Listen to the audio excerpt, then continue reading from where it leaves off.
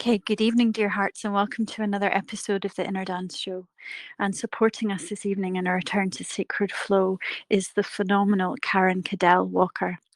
Now, Karen is a yoga teacher, a Reiki master, shamanic practitioner and teacher, artist, nature lover, just to name a few. And Karen, it is a real privilege of mine to have you on the show this evening. How are you today? Hi, Caroline. Thank you so much for having me. Um, that was really nice to hear all my little things read back to me. It's like that. Oh, is that me? It is. And so much more to you. I know that, and I'm really looking forward to sort of explore further about all of your sacred practices. But I just wanted to let everybody know, Karen and I have a mutual friend, but this mutual friend brought the most beautiful ceramic siren as a gift to me, and it's one of your creations, Karen, because I know that you're very artistic and you work with clay, and so I have one of your creations on my altar. And Oh, and how she me lovely. it is, and she causes me great pleasure.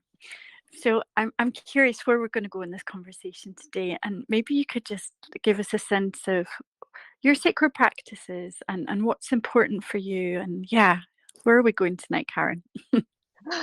Wow. Okay, that's so hard.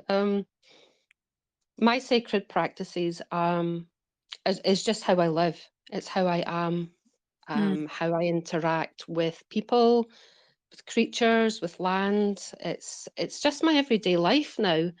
Uh, Probably if I'd thought about myself 10 years ago, I would not have visualized myself living the life I am now.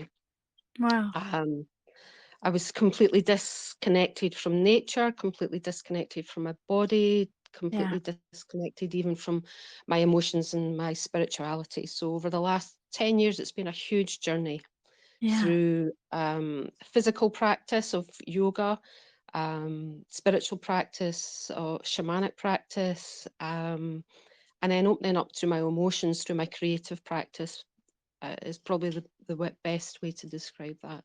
So it's been really beautiful. gosh, it sounds like you've had quite a profound awakening to go from a life disconnected and really not tapping into the fullness of your potential, to here you are, your way of being is in alignment with who you are. What sounds, Yeah. wow. I'm curious what came first. What was the, yeah, what supported those initial moments of awakening where that observation of disconnection to yearning or wanting to connect came for you? Um, it came from a place of real darkness, Yeah, real darkness. I suffered really badly with postnatal depression and anxiety. yeah, Um, and it got to the point where I couldn't leave the house. I couldn't do anything. I hated my body. I couldn't look in a mirror. yeah. It was just really a really dark place. I felt negative about everything, but I yearned to move. Mhm. I wanted to move my body, but in a way that felt like it, meant something, not like weights or workouts.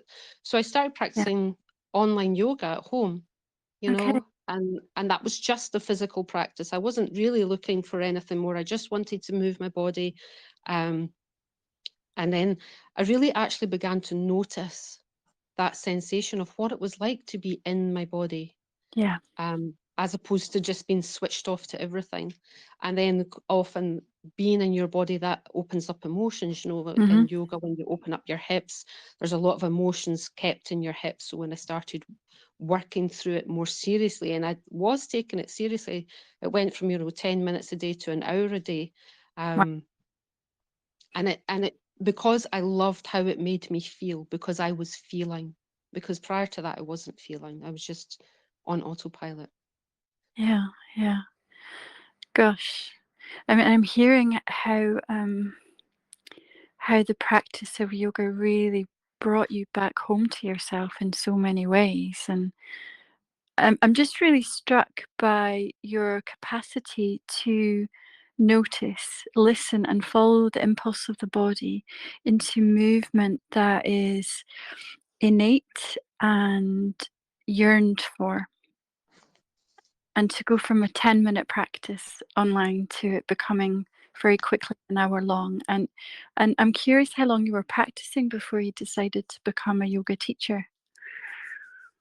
I was practicing for about 2 years before I decided to become a teacher, because within that 2 years, I saw and felt such a difference in my physicality, Yeah, in my emotional self, that I thought I really wanted to share that with others. I wanted other people, I knew there was other people out there feeling the same as me, completely disconnected. Um, yeah. and I wanted to share my experience. So that's when I went into to get my teacher training. Amazing. For me, that's always such a shift in the healing process when we're doing it for ourselves and then wholeness returns. And then there's something about wanting to share that and help other people through something similar. So tell me about your yoga training. I mean, I do 10 minutes a day. I Hmm. don't know why I don't do more than that, but it sets me up for the whole day. So I really am a novice when it comes to yoga. So I'd love to hear about your training and the style of yoga that you do, that kind of thing. Oh, wow. Okay, so my training, I'm qualified in Hatha yoga, yin yoga, and myofascial release and acupressure. A small amount of, I have an awareness of channels and some awareness of Chinese medicine. But I also see myself as a beginner, because those topics, those styles of yoga, or even yoga, is such a huge topic.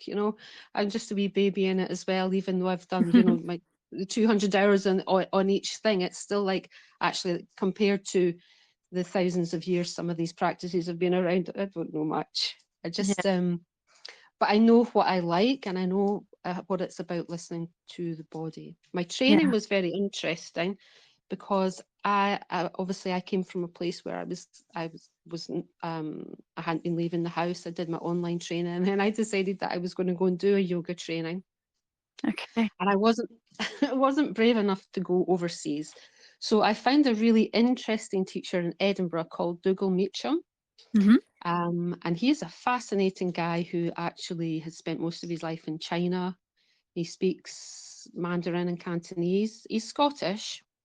Um, he spent most of his life over there. He's trained in Ashtanga, he's trained in Hatha, he's trained in Yin, he's qualified in Qigong.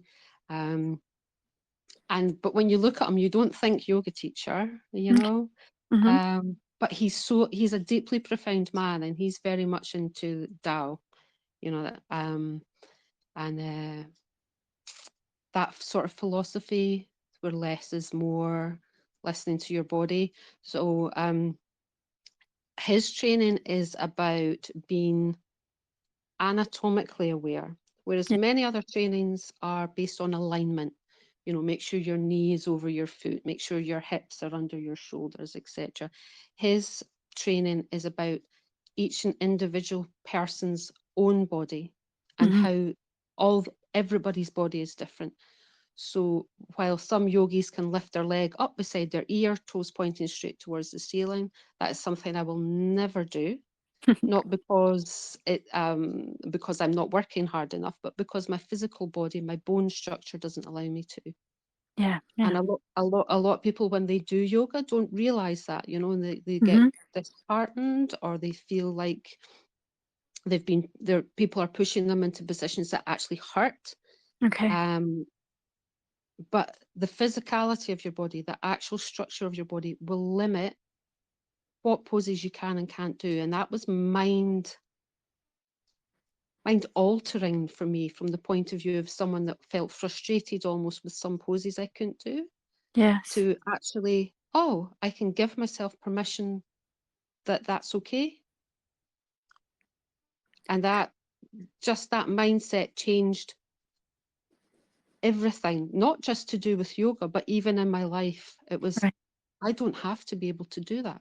I Yeah. don't have to be able to do that. And that idea that we spend so much time going, I need to do this, I should do this, I have to do this, it Yes. switched that on its head, Wow. not just in yoga, but with the Yeah. rest of my life. And that yeah, that was really healing for me. Gosh, I hear that. And I think there's something that might really resonate with listeners and myself included, in the sense that it's very habitual and familiar to shame ourselves when we can't quite do that thing in class. And I Mhm. remember I'd look over my shoulder and see all these people just doing the most amazing poses, and here's me barely able to balance myself on one foot, and the shame and the criticism inside of me because I couldn't do it right, or you know, the struggle. And so to hear you with through the teachings, to realize actually there's something anatomical here, that we're not all born the same. We have different bodies, and how can we honor, respect the potential of the body that we're in? That's it, exactly. That's it. Yeah, Yeah. I hear what you're saying there about being in classes and feeling shamed, and that is a huge thing within the yoga world. Whether even you look on Instagram or Facebook, there's still people perpetuating this ideal pose, and not just the poses, it's the lycra and the lifestyle. And I feel that's the real downside to the yoga world, because it's such a beautiful thing, and I think Mm, everybody should be able to try yoga in their own way. yeah. Well, I'm getting a real sense of how beautifully you hold space for the people that come to your classes, Karen. I can just imagine how you really nurture and um, support people's freedom to be themselves and to discover their own unique way of connecting with pose and connecting with breath. And it's not about how you look, and it's not about being perfect. It's about finding what feels right in the body. That's it, exactly. That is exactly what feels right in the body. More recently, I have trained in my yin training, and that's a very Okay. different kind of yoga. Yin training. Have you tried that? I've not tried yin yoga. So what's yin yoga all about? Yin yoga is where you actually find the pose that's right for your body. It's unlike hatha. Hatha has maybe 1,000 poses, and all the other yogas out there are based around the poses within hatha. Okay. Yin yoga maybe only has 30 poses. Mm-hmm. Most of them are floor based poses, and it's about finding your pose. So you find a focal point in your body. Say, for example, you're focusing on the lower back. We come into a pose that stresses the lower back, but because you relax the whole body, Mm-hmm. it's the weight of your body that does the stressing, and you're working with fascia within the body, not muscle. Okay. So it becomes a really meditative practice. So within an hour, you might just do sort of 6 or 7 poses. Okay. And within this pose, you're doing very slow, gentle breathing.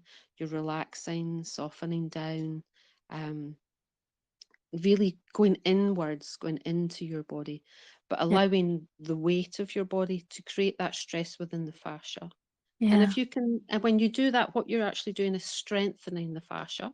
Yes. Um, and then that in response supports the muscles. So Wow. while you feel like you're not really doing much, you're actually working your body a lot and then Yeah. creating more strength. But it's a beautiful thing because it's about your pose, Yeah. your body, and then you're going inwards and then deeply listening. It can be very Mm. emotional. Um, but I love it, and I actually prefer that now to my hatha practice. Wow. And I'm making a sweeping statement here, and I'm owning that. But in the somatic movement work that I do, and regarding my own body, I'm aware that a lot of the time my muscles are overworked, and they're Mm. holding and they're working when they don't need to. And I just have this sense of that by engaging the fascia and by allowing the weight to take weight, that there's Mhm. something of a resetting of the body, that the parts that have been overstretched, overworked unnecessarily are able to really rest. And as you say, you're strengthening fascia and the connection to this phenomenal network within us. And I suppose realigning, reconnecting with these systems. Yes, very much so. I mean, that's what we're doing within the sort of Chinese medicine aspect. That's what's so fascinating. Is fascia has really come up from this is where acupuncturists work. This is where Chinese medicine works, going through the Right. channels within the body, you know, the liver, the kidney, the heart channels. Um, and these channels are all found within the fascia. And fascia, I mean, is quite a modern thing. I mean, maybe even 10, 20 years ago, surgeons just used to cut through your fascia Oh, and or bin it or not yeah. respect it. But Yeah. it's like the mycelium of the human body. Yeah. Everything is connected by the fascia. And you know, every single muscle strand has fascia around it, and then every muscle group has fascia around it. Your joints, everything has fascia, but it's all connected. It all comes from basically when you're born. There's one piece of fascia, not born, sorry, as a little cell. When you first, like the Yeah. first tiny Mhm. little cell, that is fascia. And Yeah. that is what your whole body becomes. And that's the whole connective system within your body. And that is where the energy, Yes. the chi and, you know, the chi and the prana that moves through your body, this is the system that it works through. So if you can put some love into that part of your body and allow the rest of your body to rest, you're really Mhm. resetting and working with these channels and working with your fascia to find a sense of self, a sense of Mhm. stillness, and a sense of health, I think. Yeah. I can really understand why emotion would arise when there's this deeply, I don't know, one of the first systems, I suppose, that we're reconnecting with. What a deep sense of relief that might come, that there's that reconnection. And I guess I'm also hearing it's teaching the body, or teaching even the body mind, to remember how to use the systems in balance rather than through overwork and a lot of effort. It sounds like this is a way of, with practice and attention, effortlessness.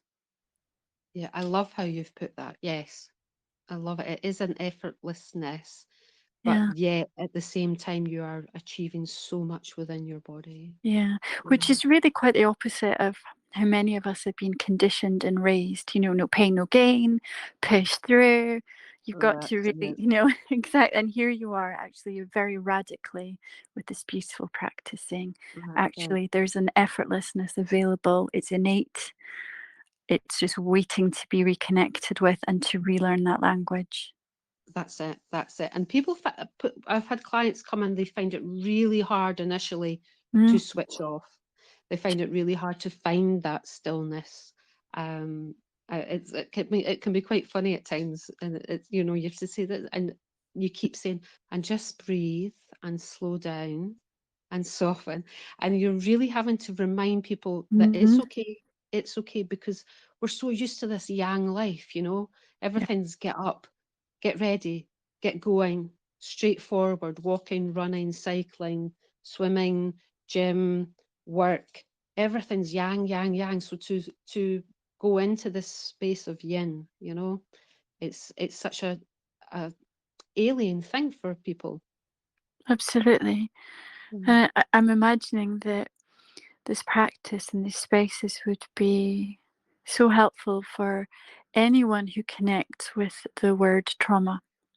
Yes. Whether trauma of living in the world that we do and not being taught how to listen to ourselves, so trauma through incidents and experiences that we've had that are stored, stuck in the body.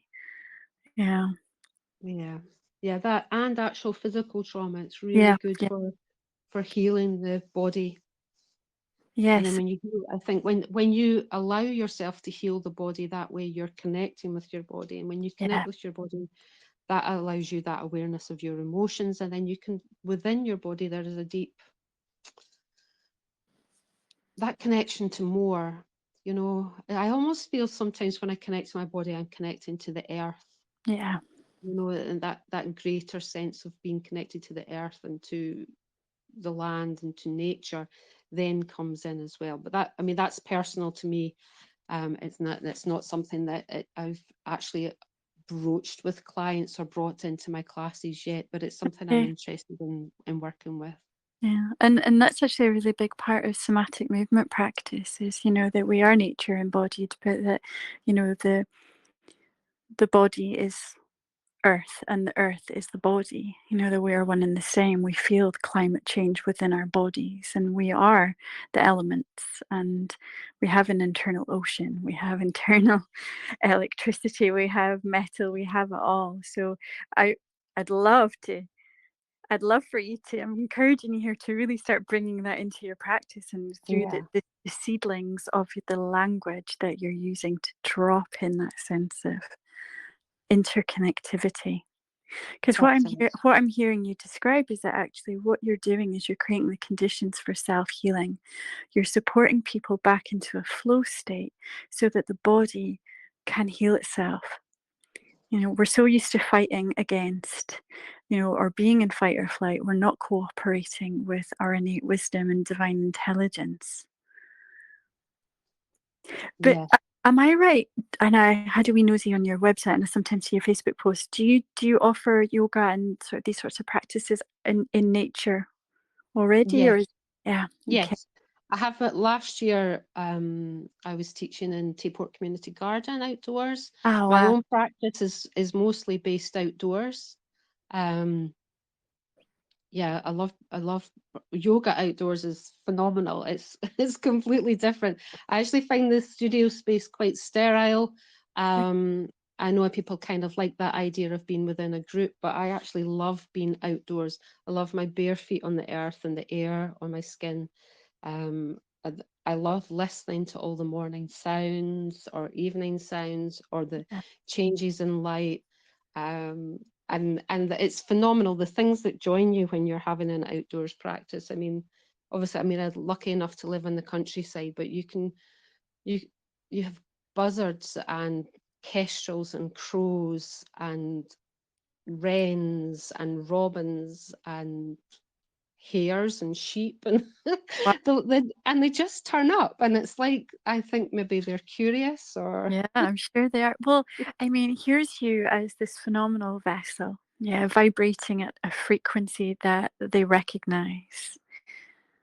So I um, imagine that you're a beacon, and they are going to be like, "Hello there," and they're going to be curious and watchful, and seeing you in a unitive state.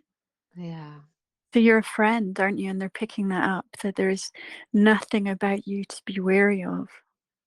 yeah, I would hope so. I would hope so. That's being with nature is really important for me. But I'm a uh, yeah, I actually prefer being in nature than anything else. So my hope is to connect with nature in that way, to feel part of it, Yeah.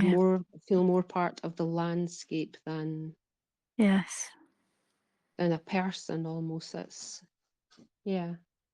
Yeah. Well, I guess what I'm hearing you describe is that, this is an anima mundi, that everything in the world is alive, and that you're connecting with that sense. It sounds That's like you feel revitalized out, mm, as you say, bare feet on the ground, rooting in, connecting. that's it. And Yeah. are you offering classes outside at the moment, or is it more weather dependent? I'm not actually I've not been teaching for since Christmas. I Okay. actually had that. I was ill last year, and then I just decided at Christmas that I was stopping everything because then it came right back to this whole listening to my own body because I Yes. was so busy teaching classes and trying to do the right thing for other clients and Hmm. family and that, and again getting caught up in that humanness of wanting to be busy and do the right thing that I Hmm. actually ended up with it almost like a burnout. Yeah. So at Christmas, I said, I'm stopping. And I stopped teaching my classes. I stopped working in my other job. And I stopped social media for a while as well. Hmm. Um, and I just really deeply went inward, just with my own gentle practices. And I'm so glad I did because it actually has given me a new insight on where I'd like to move forward this year. Um, and I'm just taking my time with that. But as I was saying, I really want to make this everything much more connected to nature. So I think at some point this year there will be classes outdoors, sessions outdoors. Um, hopefully returning back to women's circles, but have them be outdoors. Yeah. It's, yeah, for me, it's the nature part of it is becoming more important. And I think that comes Yeah. from sort of my shamanic training as well, that connection to nature. Yeah. Well, I'm hearing that that's non-negotiable, and I'm in great awe of your courage to listen to yourself and honor the wisdom by saying no and giving yourself full permission to hibernate and to, as you say, to congruently walk your talk. And I'm imagining that the people that you do work with that are in your community and your tribe must be very admiring of you as an example of how to really self-care and how to live in a consciously embodied life. Because it does, Hmm. it takes such courage to step off that treadmill and go, actually, I'm needing some time space for Yeah. me to go inward, to be super gentle and nurturing in this winter. And yeah. That's it. I think there is a real fear of people, even if they're, you know, especially from the social media side of things nowadays. People are so scared that if they step away from social media, that suddenly that everything will be lost. And actually, that's one of the most pressurizing things in people's lives, whether it's personal or for business. Yeah. That idea that you've got to have a public presence and people have got to see what your life is like on a day to day can Mm, actually, yeah, that can really put you in a position of stress, you sure. know. And also a lot of people are putting things up that aren't um real to who they actually are, Hmm. which I think creates stress as well. So yeah, I think because I did have a doubt. I definitely had a doubt of going, oh, should I step away? Does that mean everything will be over? And I just thought, well, I'm actually at that point. If that means everything's over, then that's not the path I'm meant to take. Yeah. So yeah, it was quite nice. Amazing. Well, again, to choose freedom and trust rather Yeah, than to have decisions based on fear and the sense of scarcity. yeah, So yeah. you briefly mentioned, your shamanic practice, and I I'm not I'm not a shamanic practitioner, and I really don't know very much about it. Could you maybe tell us a little bit about what that means for you and how Mhm. you how you embody shamanism in your life? Wow. I know I I'll asked really tough try. questions. It's like you're trying to take this huge, great big boulder and put it in a little marble bag. It's really hard I to know. pinpoint. The same with the yoga. It's like, yeah, how do you actually bring that down into like a little thing? So shamanism for me is a connection to nature, which I've Like, already talked yeah. about a little bit, but it really is. Um, I started being a shamanic practitioner. It was another thing that it was like with the yoga, I was in a place where I needed support, so the yoga supported me. But at the same time, um, every time I was going online or going onto Facebook or something like that back then, I kept seeing this name Carol Day coming up, Carol Day, Carol Day, and I actually went and met her. She's an absolutely phenomenal person. She's my shamanic teacher. And I went and met her and I had something called constellation sessions with her. At the time, I had no idea what I'd signed up for, but I'd taken the fact that her name had come up over 100 times in various places, conversations. I thought, I have to go and see this lady in some capacity.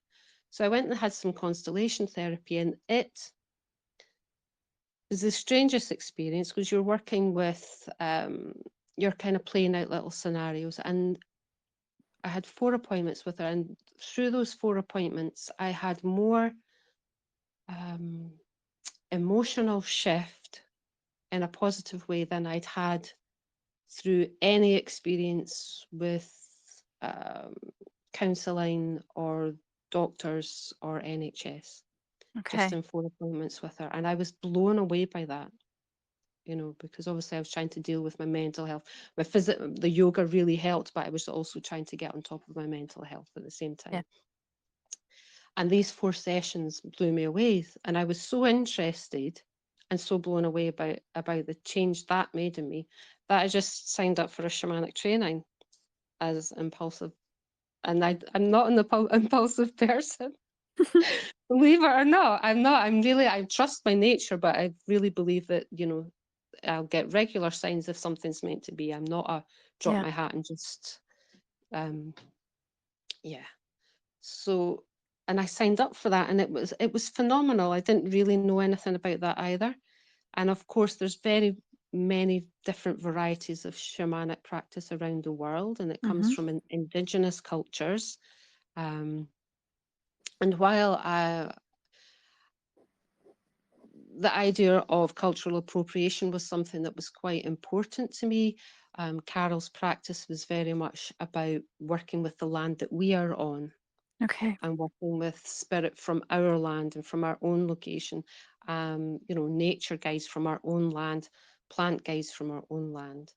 And what I mean by guides is things that, for me, it's things that come up again and again. So very much I would say the buzzard is my nature spirit guide, because it is always there. The minute I feel stressed or something's bothering me, the buzzard is there. He's whistling, he's soaring, he'll do a circle around my head. And it's like sometimes you go, is this real? But he's always there. Yeah. Or the wren is always there for other situations. And these are creatures that give me signs. And it's regular enough that I think, oh, that's telling me something. What am I not paying attention to? So it's just it's a deeper connection to something else.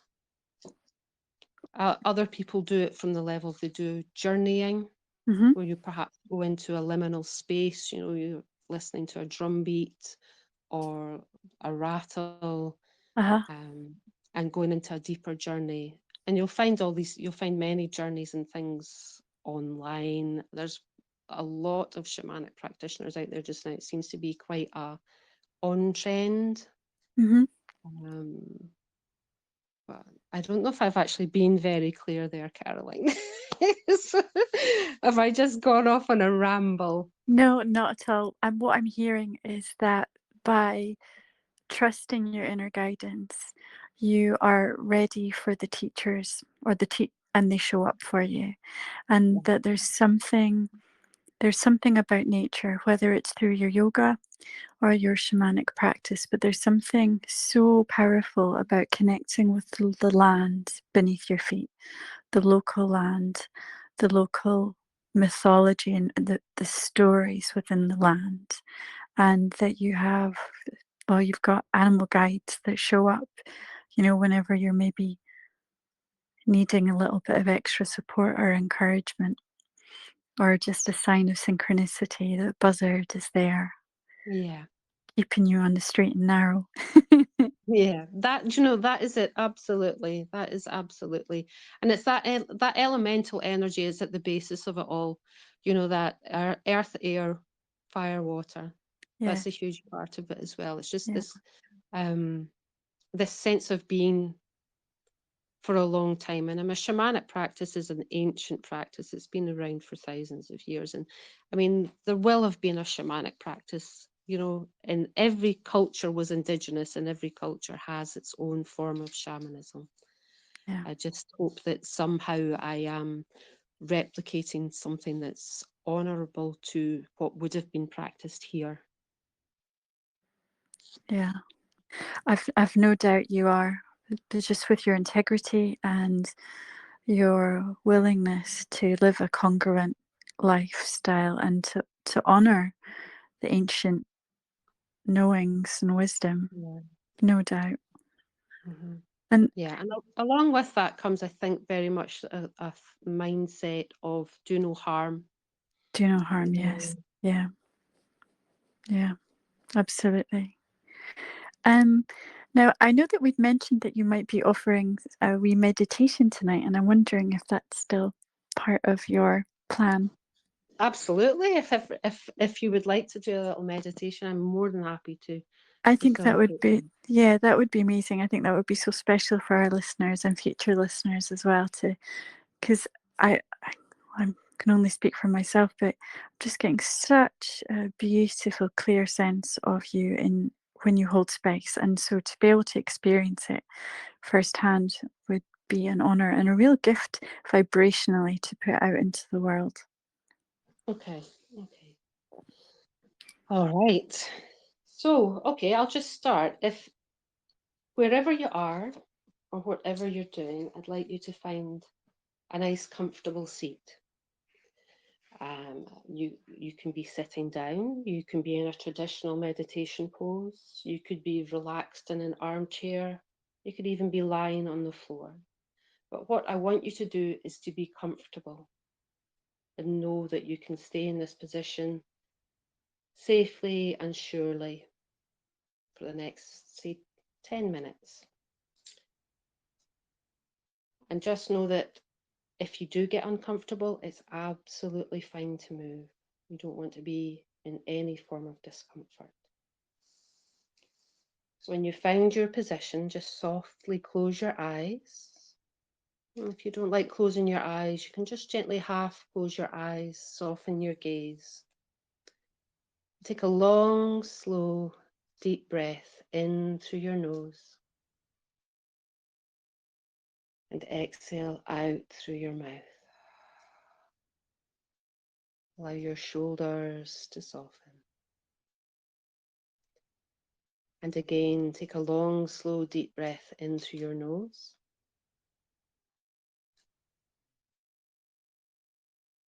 And exhale out through your mouth.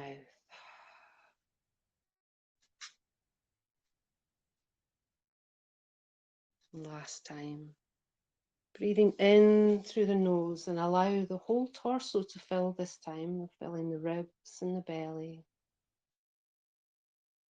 And as you exhale, make an audible sound, a sigh, a release. Just allow your body to soften and sink and settle a little deeper.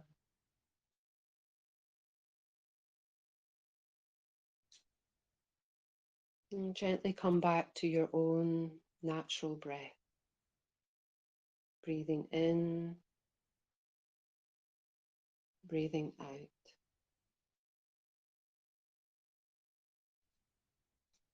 Breathing in, breathing out.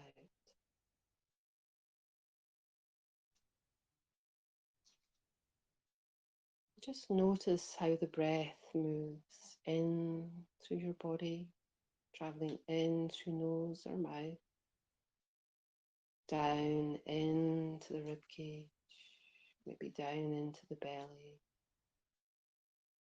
And then notice that journey with the exhale, warm and soft, traveling back up and out.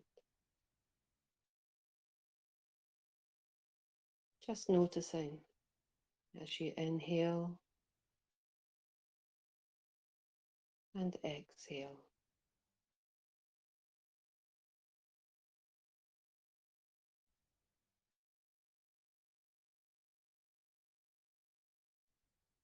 Now begin to slow your breath down.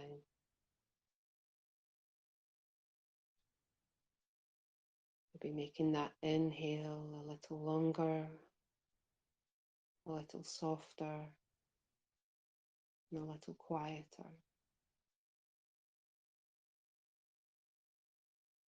And then exhaling, longer, slower, quieter.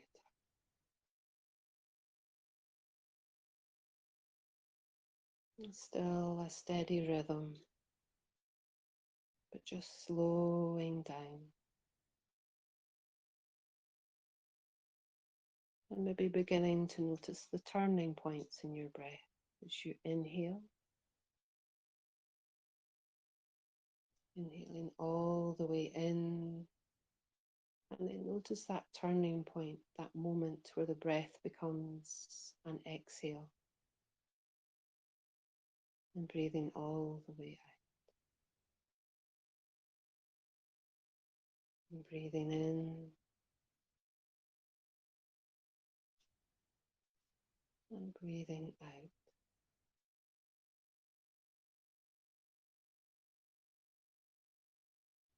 Breathing in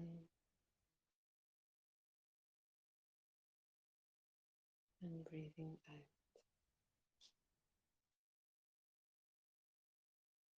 And this time when we breathe in, we're going to bring our attention and our breath all the way down into our toes. Just notice how your toes feel, and then allow them to soften. Breathing in, breathing out, allowing the toes to soften.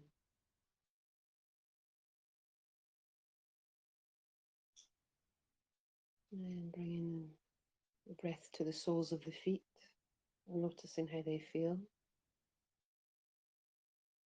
wherever they are and whatever they're touching, allow them to soften. Breathing in and breathing out.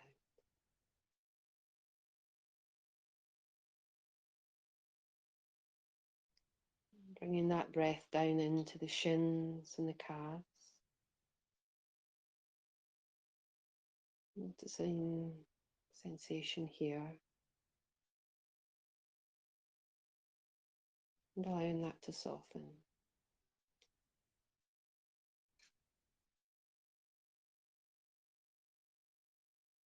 Breathing in, breathing out.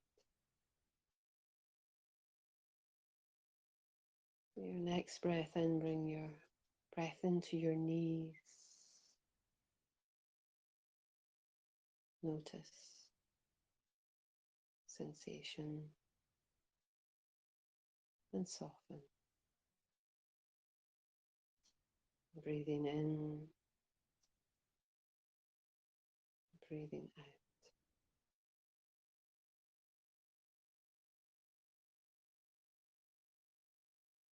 Your next inhale, breathe into the thighs.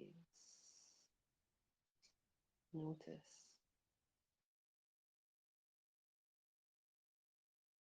And then soften.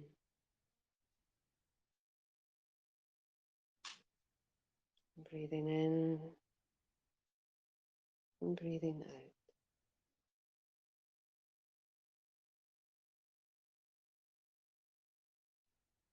Your next breath in, breathe into the hips and pelvis. Notice sensation here. And then soften.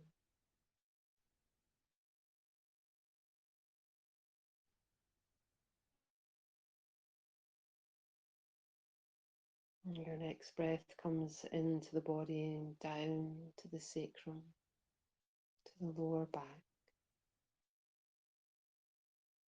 Breathing in, breathing out, soften.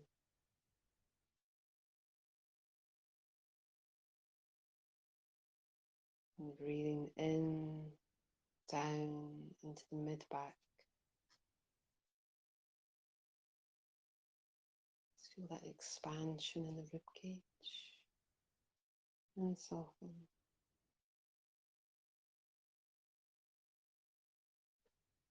Breathing in, breathing out. Breathe into the upper back, into your heart space.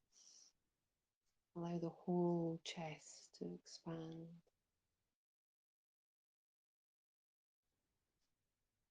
Notice. And then soften.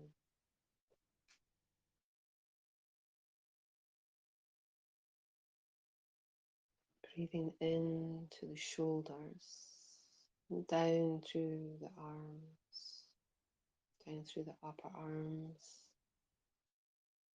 into the elbows, into the forearms and hands, and soften.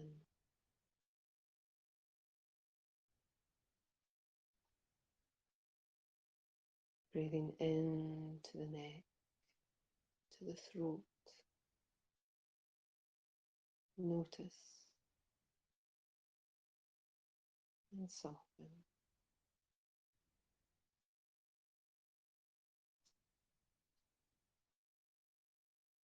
Breathing in, breathing out.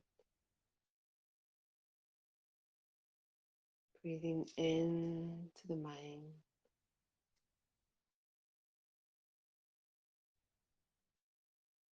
Just notice and soften.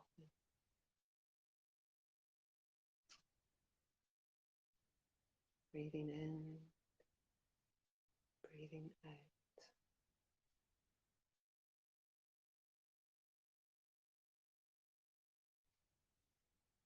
Your next breath, imagine this breath filling up the whole of you with a bright and beautiful pure light.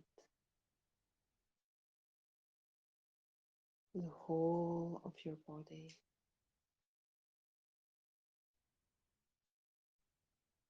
And then softly, softly exhale.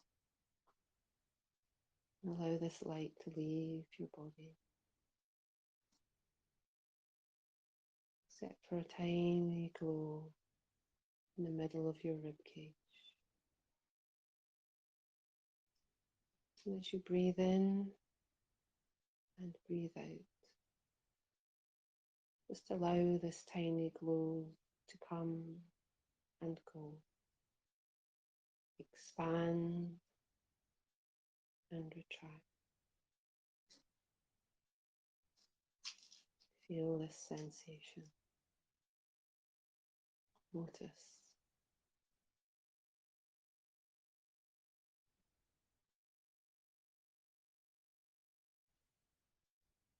Breathing in, breathing out.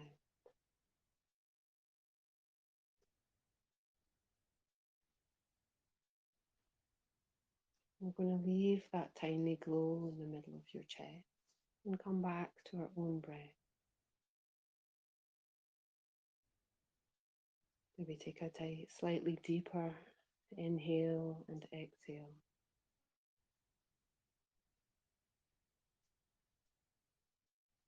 Notice the room around you. Maybe you can feel cool air on your skin, warm clothes on your body. Notice the sensations of what you're sitting on and where you're sitting. Maybe become aware of any noises in the room around you, the ticking of the clock.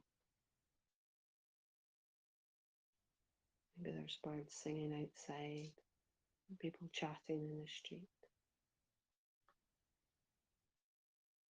And come back to your sense of taste. Perhaps you can taste the cup of tea you were drinking earlier, or what you had for tea. And then notice your sense of smell, what aromas are around you. And then we'll just gently open our eyes. And again, take another long, slow, deep breath in. And exhale. And if you were lying down, perhaps you'd like to gently make your way to a comfortable seating position.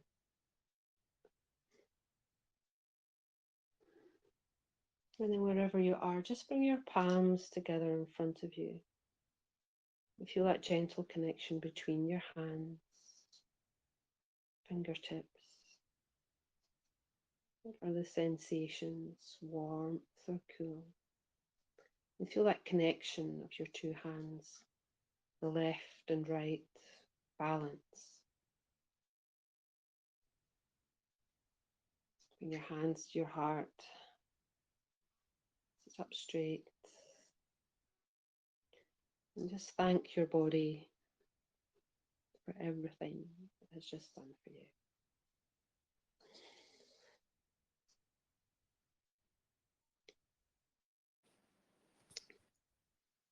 hope that was okay. Well, it was more than okay, Karen. You were nearly in danger of finishing the show for me. Such gentle, tender invitations into connection, and body is deeply grateful for you. Thank you for holding space for us, for the future listeners as well. And I'm also deeply moved, as I was sort of connecting with my toes through the breath and realizing that this might be one of the first spaces of the year that you might have offered open to others. And thank you for that. Oh, you're That very welcome. It's been an absolute pleasure. yeah.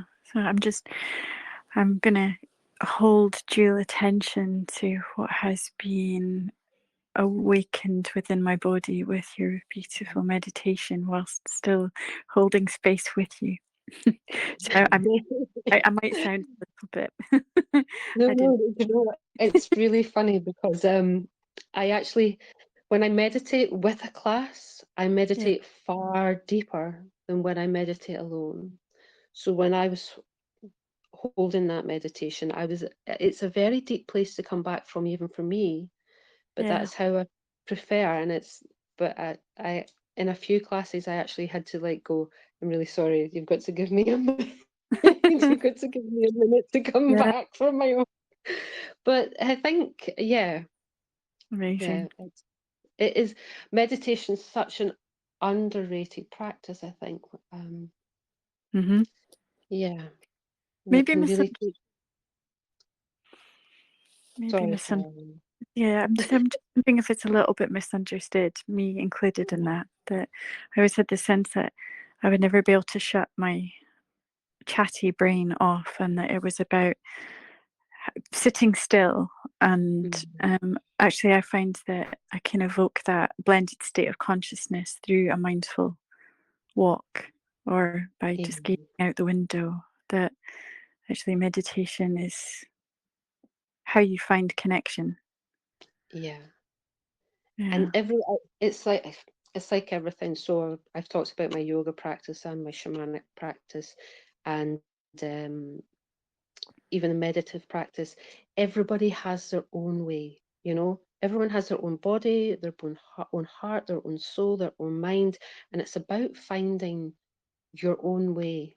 My yeah. yoga teacher, Dougal, he very much advised when I first went to his training, he said, I want everybody to go to 10 different classes of 10 different kinds of yoga because no two yogas are the same Mm-hmm. and no two teachers are the same.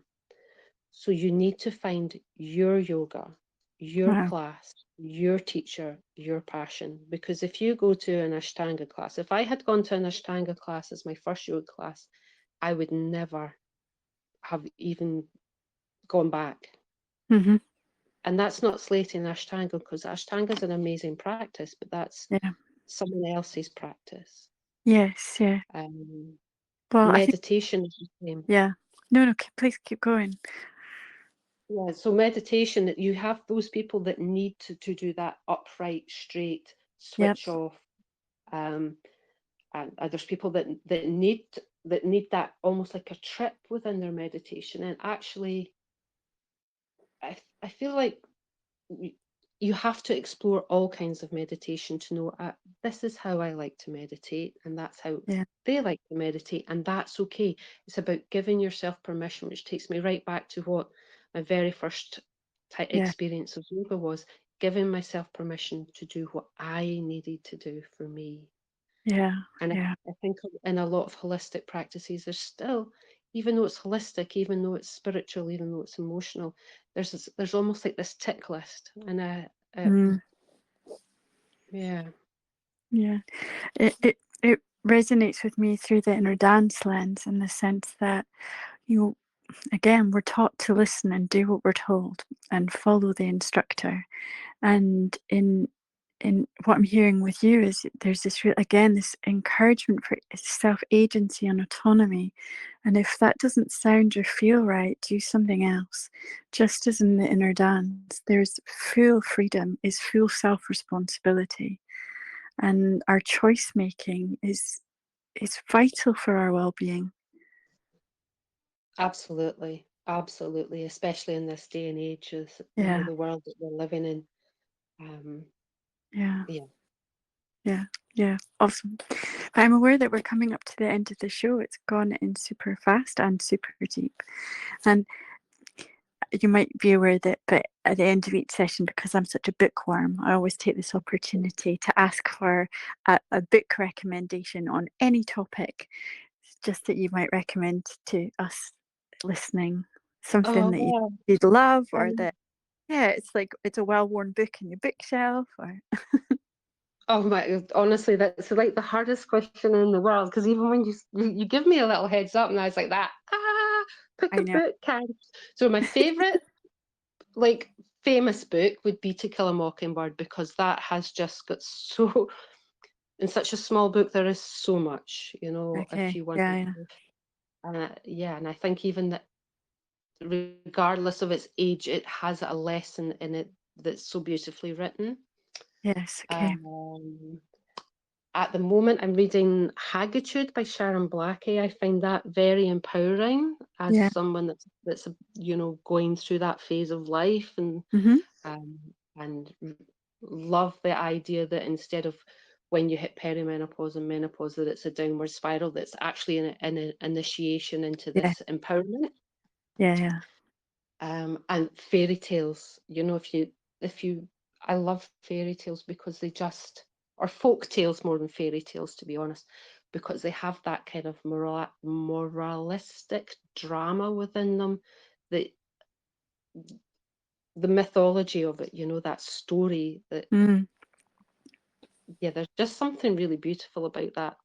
Yeah. So it sounds like really Yeah. archetypal stories really resonate with you. I've got Haggitude on my bookshelf. It's not read yet, but it's coming. And I have to say, and I say this to anyone who'll listen, I cannot wait for Cronehood. I can feel it since I've turned 45 years ago. I Mm, feel the potency waking up inside of me. It's yeah. coming thicker and faster, and I'm so excited for it. So, yeah, I hear you, sister. I'm glad you are. I'm glad you are, because it's I just, honestly, you're stepping into a power. Yeah, I thought it's sad that so many people see it as a negative time. I spend all my time going, no, I have got more power, more strength, more rage, more passion, because I've managed to let go of all the things that I'm meant to be to yes. who I want to be. Yeah, absolutely. Oh, that's waking me up now. Thank you. And do you have any words of wisdom, either your own or someone else's, that you've received that's really just, I don't know, touched you deeply that you might like to share with? Well, when I was young, I didn't have the best childhood, or best parenting, but somebody else's dad, who was very considerate and looked after me a lot, gave me the words that you won't ever understand someone till you've walked in their shoes. So, and that profoundly changed how I reacted in the world. As a teenager, as a very angsty, angry teenager, that changed me radically. That you cannot know what someone is experiencing until you walk in their shoes.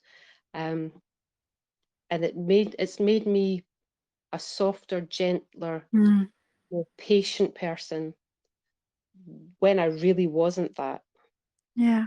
Sounds like he said that to you in the right way at the right time, that it was able to reach your heart. It really did. It really did. Ah, that's beautiful. Thank you He so was, much, Karen, he for was that. That's okay. Yeah, he was a man of few words. So for him to have said that to me was, it is all about context, and how things are said, isn't it? How we use our language, where we use our language. Yeah, beautiful. Well, Karen, we have arrived at our hour, and it has been an absolute joy and delight to spend this time listening and journeying with you. Thank you for your time, and I'm No, excited for thank you so much. what's coming for you. And I'm just going to open up, if it's okay, I'm just going to open up if any listeners might like to ask a question or say something. Sure. If not, that's totally okay, but there's just a moment or two. Anybody's out there? Hiya. I'd just like to jump on and say thank you to Karen for a lovely contribution to the show for you, Caroline. I'm going to listen back because I missed most of the middle bit. I caught the beginning and the end, but I've missed the middle bit because someone came to the door. If anybody wants to stick around after the show, once you've stopped the recording, if people want to stick around and have a chat casually, informally, then I'll hold space for that for afterwards. Thanks, Andy. Thanks. Yeah, definitely listen back. It's been a really beautiful show and a gorgeous meditation. So, Karen, what I'll do is I will just officially end the show and the recording. And if you just hang on for just a second so I can say goodbye to you properly, kind of off the air. Is that okay?